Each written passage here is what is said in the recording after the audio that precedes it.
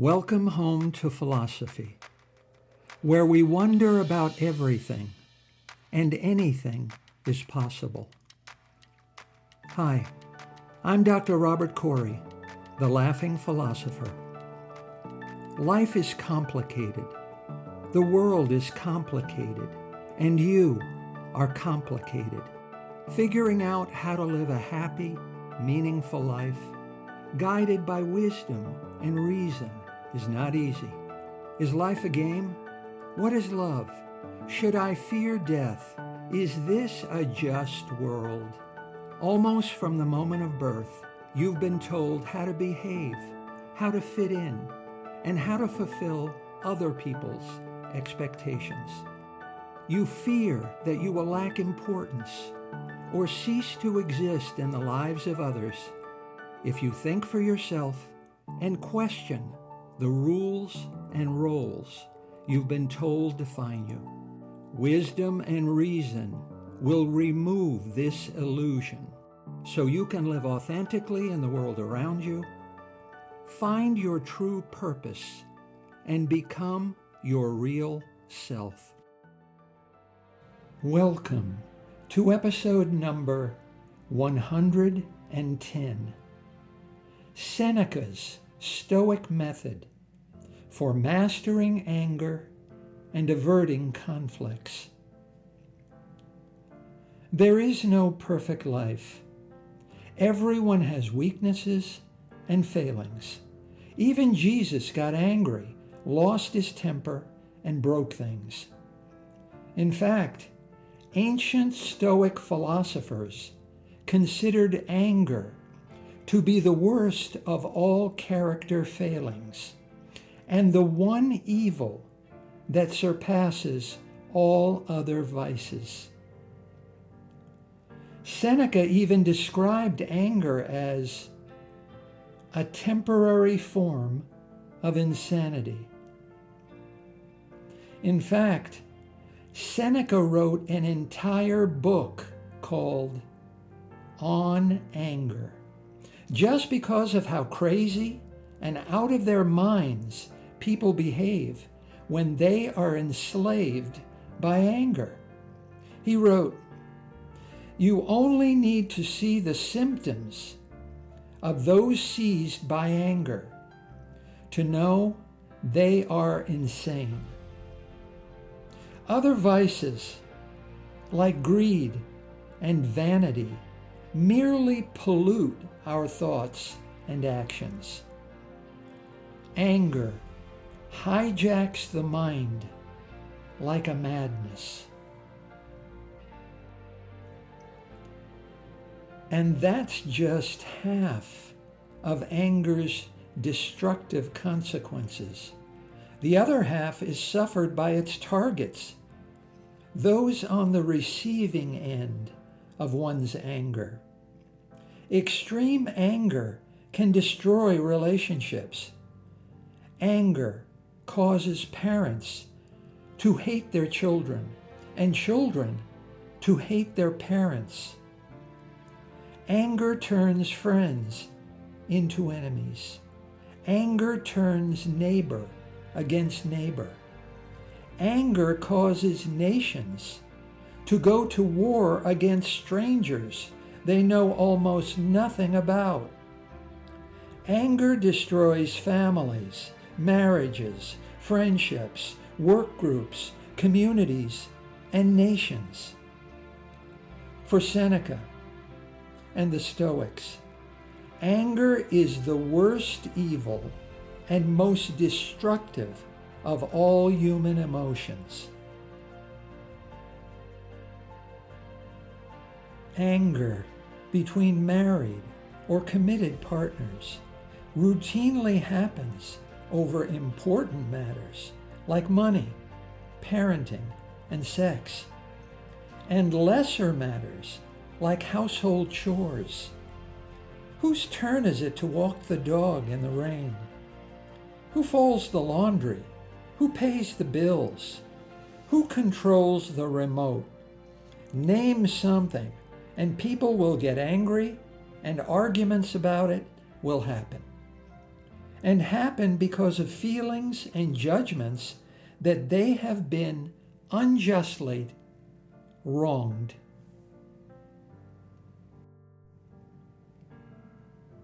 So, why do we get angry? Almost from the moment of birth, we are socialized and deeply conditioned to believe that this is a just world. That this is a just world where the good are rewarded, not punished, and the evil are punished and not rewarded. Justice and freedom are such inspirational concepts that without them, we would lose our enthusiasm for life. If we could not believe that the human will is free and justice will triumph, then we would lose the motivation required to engage with the day-to-day world and drop out. We have a practical and deeply held belief in justice and freedom that is necessary to go on living.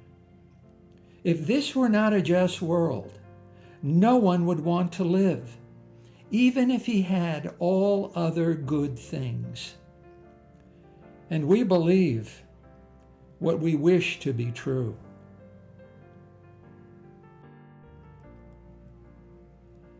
Anger arises from the judgment that we have been unjustly harmed or wronged. You feel like you've been harmed. You feel wronged.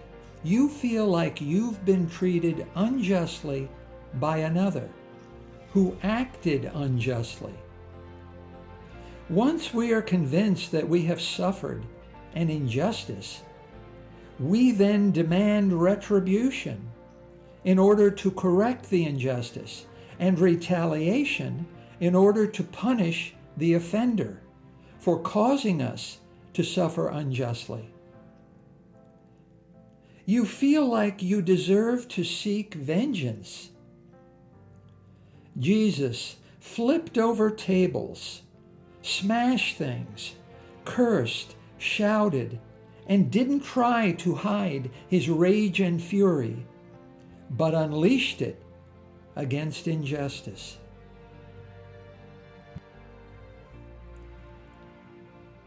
The ancient Stoics believed that anger could be avoided and negative emotions could be eliminated before they develop. The most important part of you is between your ears. Your thoughts, attitudes, and beliefs are mental judgments that are within your power to control. A wise person can avoid making those judgments that lead to anger. That is, if one knows how. You don't know how. By the end of this episode, I will teach you the Stoic way to manage your anger and keep your cool, even when your sense of justice is provoked. Anger is one of many human feelings, but anger is not a normal emotion. It is a destructive emotion. Stoics believe that anger is caused by beliefs and other mental judgments that are incorrect and false. Beliefs are not facts. Beliefs are not evidence. Beliefs are not proof. Beliefs are just claims. Thinking it doesn't make it true. Believing it doesn't make it true. The unwise mind holds the false belief that every belief must be true, or it wouldn't be in the mind in the first place. And yet, in between one's ears are a great many half-truths, exaggerations, total falsehoods, and uncritical assumptions. And because it is based on false beliefs and false judgments, anger is a mistake that can be corrected and avoided.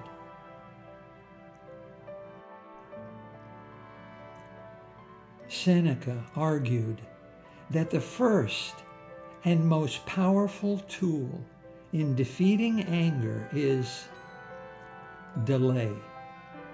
Slow down, take your time, pause, give your rationality and reason and good sense time to deliberate and evaluate your feelings about what happened to you. Only a good judgment can erase a bad judgment. Never accept a belief that you have been wronged at face value. If you hit yourself on the head with a book and you hear a hollow sound, it isn't necessarily true that the book is empty. False beliefs, at first glance, to the casual eye, can appear to be true. And how false beliefs wind up between your ears in the first place.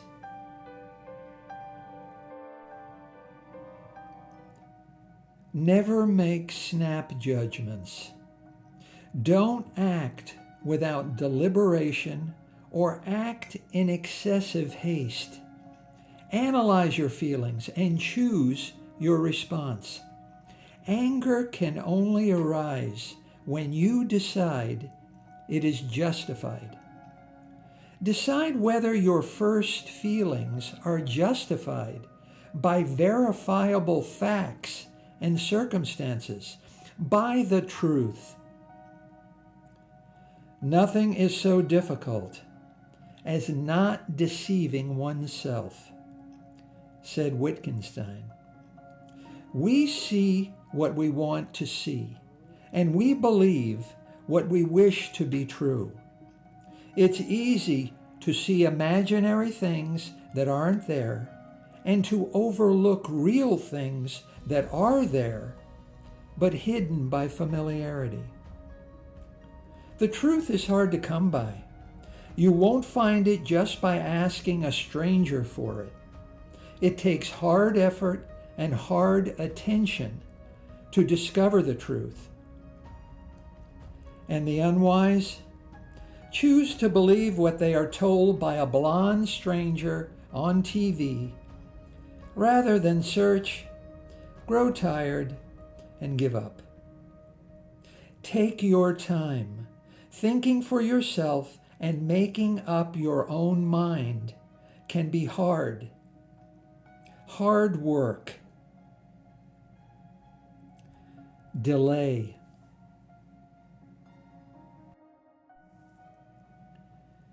Ancient Stoic philosophers recognized anger as an important and regular feature of relationships and discovered a simple and easy process to manage anger in order to avoid an argument, de-escalate an argument, or settle an argument.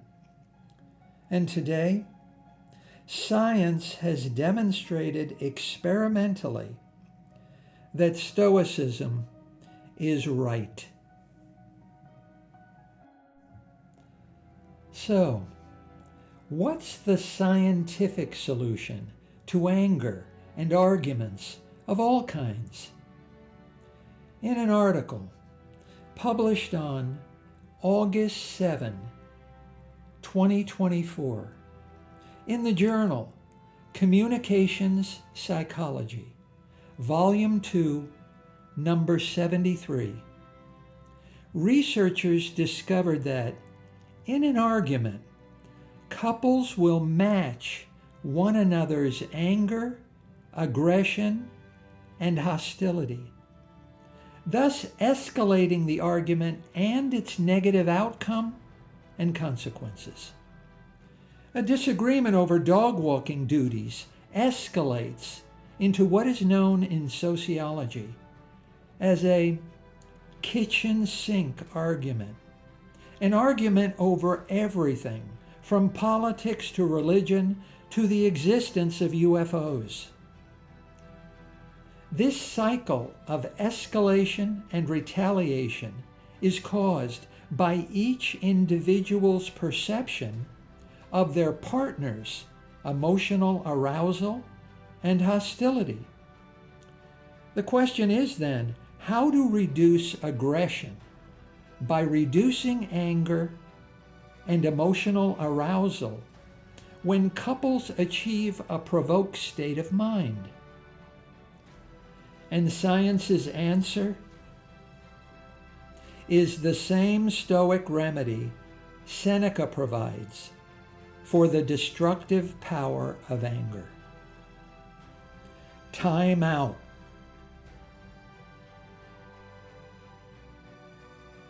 In the experiment, researchers confirmed a pattern of matching aggression for aggression. And this pattern of escalation was disrupted when couples were forced to take a short break or timeout. A 5-second break was found to be effective in reducing tensions and equally as effective as longer breaks of 10 or 15 seconds. Research shows that reducing negative emotions and ending an argument before it escalates seems to be possible even through the briefest of pauses. Seneca is right, and delay is the most effective shield against the flames of anger.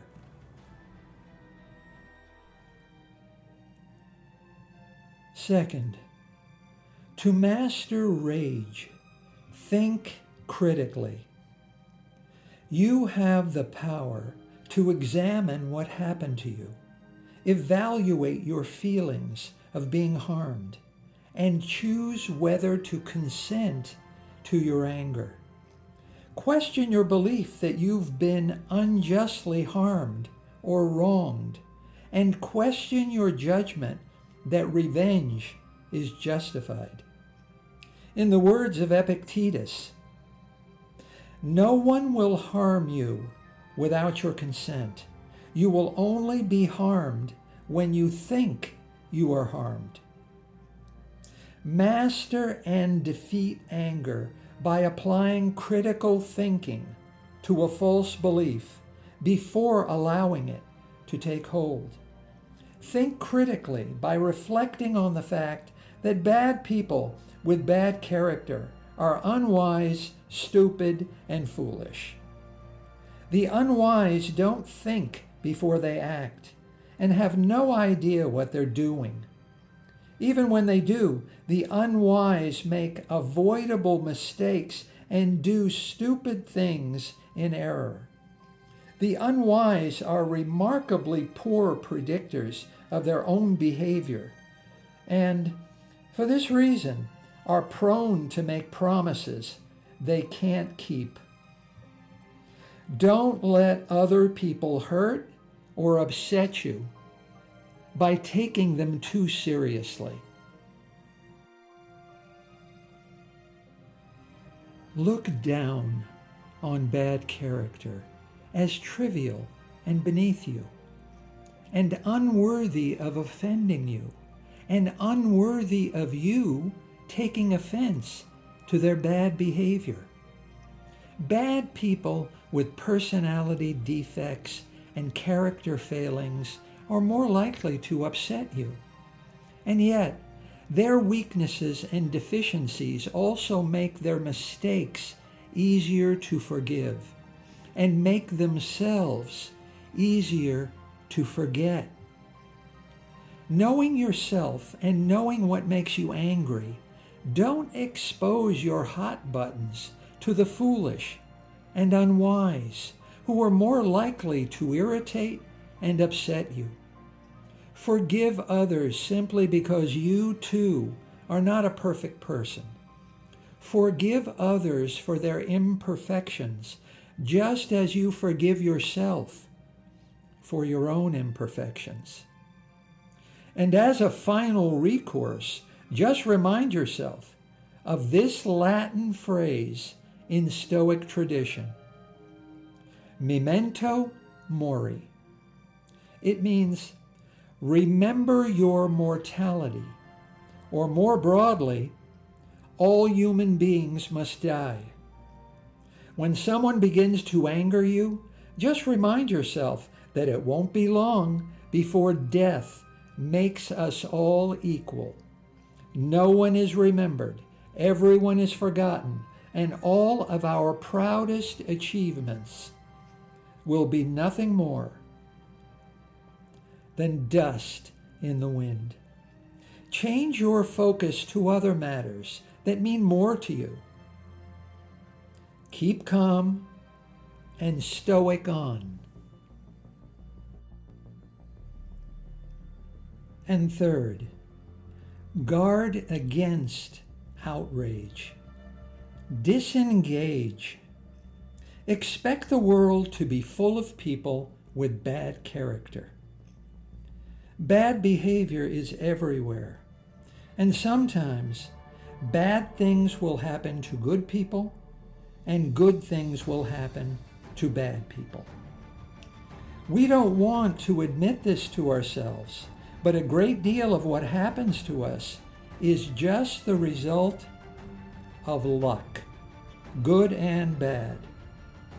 If we don't shield ourselves against the destructive power of anger, so many bad things are happening to outrage and inflame us that we would need to be angry every moment of every day, and life would not be worth living. In losing the battle against anger, no one would choose to live. And they do, every day, by the dozens. So disengage from social media and steer clear of real-life sources of anger and outrage. Stop wrongdoing and bad behavior from provoking your anger simply by denying your attention to every possible outrage. Don't get angry simply by avoiding the primary sources of outrage, whether online or in person. Whenever you need to restore mental calmness and balance, the Stoic cure for an angry mind is to ignore strange and aggressive persons as vexations to the spirit. The most precious gift you can give is your attention. It's your most valuable possession, and you only have so much of it to give. Spend it wisely. Philosopher Martin Heidegger, in his book Being and Time, discusses how we project ourselves into the past, present, and future. We are pulled backward from the present into the past, or pulled forward from the present into the future. The present is the only true reality, and yet we are in the now only some of the time.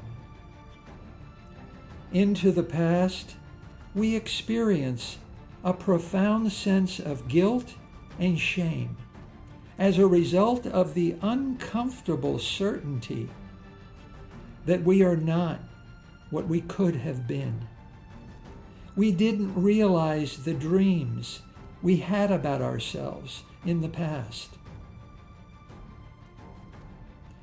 Into the present, We experience a sense of betrayal and disloyalty as a result of our unrealized potential for total, absolute freedom. We sacrifice our freedom to choose how to live and default to satisfying other people's demands and expectations. We disgrace ourselves by being unfaithful to our desires because we are afraid to risk losing the acceptance and approval of others. And we project ourselves into the future, where we must face up to the horizon of death. We experience fear, anxiety, and worry because we wasted too much time that should have been used to realize more of the possibilities in our life. You didn't do everything you should have, and now you can't. It's too late. And you owe yourself a debt you can never repay.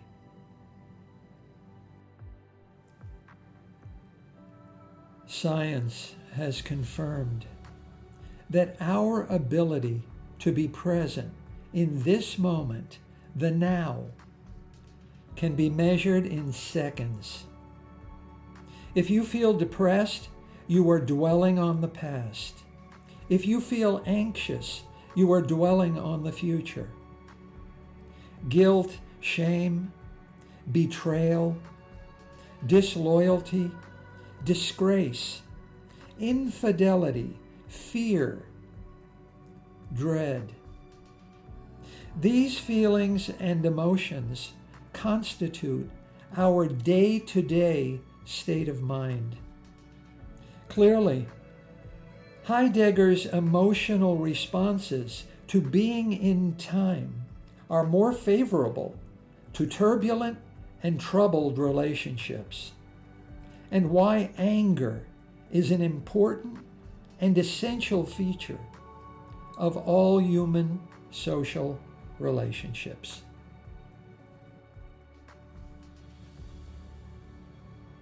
Don't get angry. Let Stoicism show you how to chill. Delay. Take 5 breaths. Think critically. Evaluate your first feelings. Disengage. Shield your mind from outrage. Your anger will not make you a better person. Your anger will not make the world a better place. Your anger will not make an unwise person into a wise person. Your anger will not make your life or society more just. Your anger will only increase your suffering and make you more miserable. Don't get mad. Get stoic.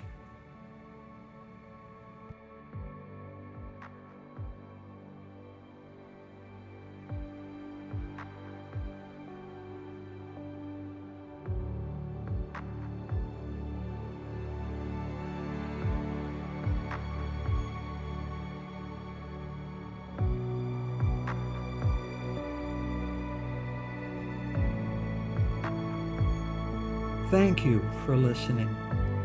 I hope you will take what you've learned and be a better person. Think for yourself.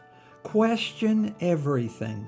Accept nothing that does not agree with your own reason and good sense.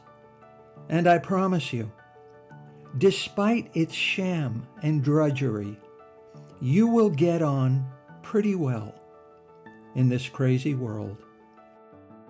I'm Dr. Robert Corey. Until we meet again, be good.